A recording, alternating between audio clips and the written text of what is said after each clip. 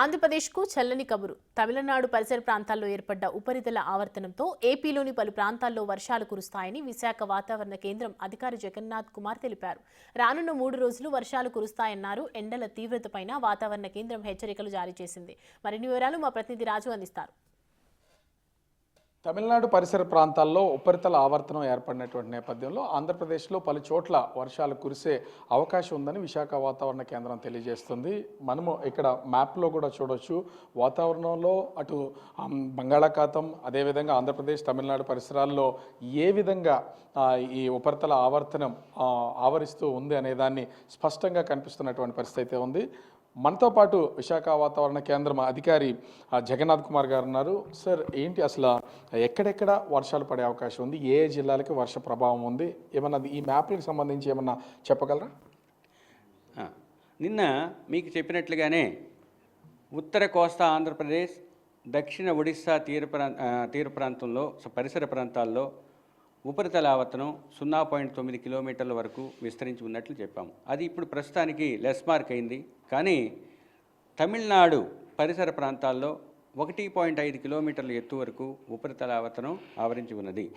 దీంతోపాటు సంవహన వర్షపాతాలు పడే అవకాశాలు పుష్కలంగా ఉన్నందువల్ల రాష్ట్రంలో ముఖ్యంగా ఉత్తర దక్షిణ కోస్తా జిల్లాల్లో ఈరోజు రేపు కొన్ని చోట్ల ఉరుములు మెరుపులతో కూడిన తేలికపాటి మోస్తరు జల్లులు పడే అవకాశం ఉంది. 3వ రోజు అనగా ఎల్లుండి నుంచి 7వ రోజు వరకు రాష్ట్రంలో ముఖ్యంగా ఉత్తర దక్షిణ కోస్తా జిల్లాల్లో 1-2 చోట్ల తేలికపాటి నుంచి మోస్తరు వర్షపాతం నమోదయ్యే అవకాశం కనిపిస్తుంది. ఇక్కడ కనిపిస్తున్నటువంటి ఈ సింబల్స్ ఏంటి అసలు? ఇవి దేనికి ఇండికేషన్, దేన్ని సూచిస్తూ ఉంటాయి? శాటిలైట్ లేదా ఉపగ్రహంలో క్లౌడ్ టాప్ బ్రైట్నెస్ టెంపరేచర్ అంటారు. ఇది ఎంత ఎత్తు వరకు మేఘాలు ఉంటాయో ఆ మేఘాలని వాటి యొక్క స్ట్రక్చర్ని లేదా వాటి యొక్క క్యారెక్టరిస్టిక్స్ని తెలియజేస్తుంది. ఈ కలర్స్ డిఫరెంట్ హైట్స్లో ఉన్న మేఘాలను చెప్తాయి. ముఖ్యంగా స్ట్రాటిఫామ్ క్లౌడ్స్ అంటారు. ఒక లేయర్ ఫామ్లో ఉంటాయి. వాటి వల్ల జల్లులు వేరేగా వస్తాయి. అదే హైట్ ఎక్కువగా ఉండే క్లౌడ్స్ వాటినే ఏమంటారంటే క్లౌడ్స్ విత్ వర్టికల్ ఎక్స్టెంట్ అంటారు. అంటే ఇక్కడ దాదాపుగా 4-5 రకాలు కనిపిస్తున్నాయి. ఒక పక్కన బ్లూ, రెడ్, కొంచెం పింక్ కలర్, కొంచెం వైట్. అంటే వీటన్నింటినీ దేనికి సంకేతం, ఏదేది దేనికి సూచిస్తుంది? ఇండైరెక్ట్గా శాటిలైట్ పిక్చర్స్లో వచ్చే ఇన్ఫ్రారెడ్ రేడియేషన్ బట్టి మేము చెప్పగలుగుతాం. ఆ క్లౌడ్ బ్రైట్నెస్ ఎంత ఉంది, ఎంత ఎత్తు ఉంటే ఆ క్లౌడ్కి అంత వాటర్ బేరింగ్ కెపాసిటీ లేదా ఇన్స్టెబిలిటీని క్రియేట్ చేసే అవకాశం ఉంటుంది. కాబట్టి ఆ క్లౌడ్స్ యొక్క ఎక్స్టెంట్ ఎంత ఉంది అనేది తెలియడానికి ఈ క్లౌడ్ టాప్ బ్రైట్నెస్ టెంపరేచర్ అనేది తెలుస్తుంది. ఇప్పుడు దాని ప్రకారం చూస్తే ఇప్పుడు ఆంధ్రప్రదేశ్లో ఏ జిల్లాలకి ఎక్కువగా వర్షాలు పడే అవకాశం ఉంది? ఒకటి, కొన్ని చోట్ల మాత్రమే పడే అవకాశం ఉంది అని చెప్పాను. ఇది ఉరుములతో కూడిన జల్లులు. ముఖ్యంగా ఈ పర్వతీయ ప్రాంతాల్లో కూడా అదే అవకాశం ఉంది. మైదాన ప్రాంతాల్లో కూడా అదే విధంగా ఉంది. రాయలసీమలో కూడా అదే విధంగా ఉంది. జిల్లాల వారీగా ఏమైనా డివైడ్ చేసి చెప్పగలరా? జిల్లాల వారీగా అంత డివైడ్ చేయలేకపోవడానికి కారణం ఏంటంటే ఇది చెదురుముదురుగా పడే యాక్టివిటీ. నిన్న కూడా మీకు చెప్పినట్టు ఏ జిల్లాల్లో పడతాయో అల్లూరి సీతారామరాజు, తర్వాత ఇక్కడ పల్నాడు, ఏలూరు, రాయలసీమ జిల్లాలు చెప్పాము. ఆ జిల్లాల్లో విస్తారంగా పడ్డాయి. గడిచిన 24 గంటల్లో ముఖ్యంగా ఎర్రగొండపాలెం ప్రకాశం జిల్లాలో 7 సెంటీమీటర్లు పడింది.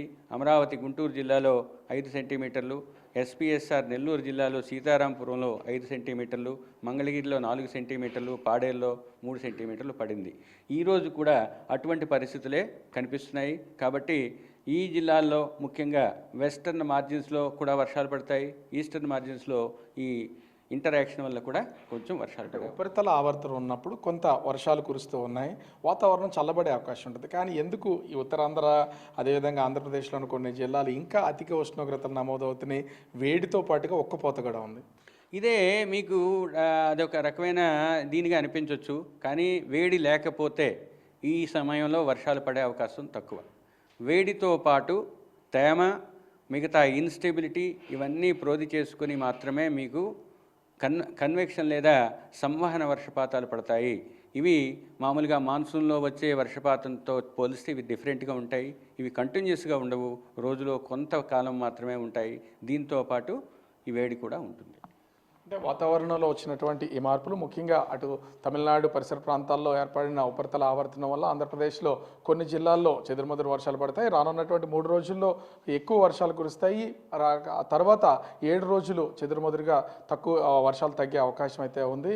అయితే వర్షాలతో పాటుగా ఉష్ణోగ్రతలు ఎక్కువగానే నమోదవుతూ వేడి కూడా ఉంటుందని విశాఖ వాతావరణ కేంద్రం అధికారి జగన్నాథ్ కుమార్ చెప్తున్నటువంటిది అయితే కనిపిస్తోంది. కెమెరామెన్ అజయ్ తో రాజు, బిగ్ టీవీ.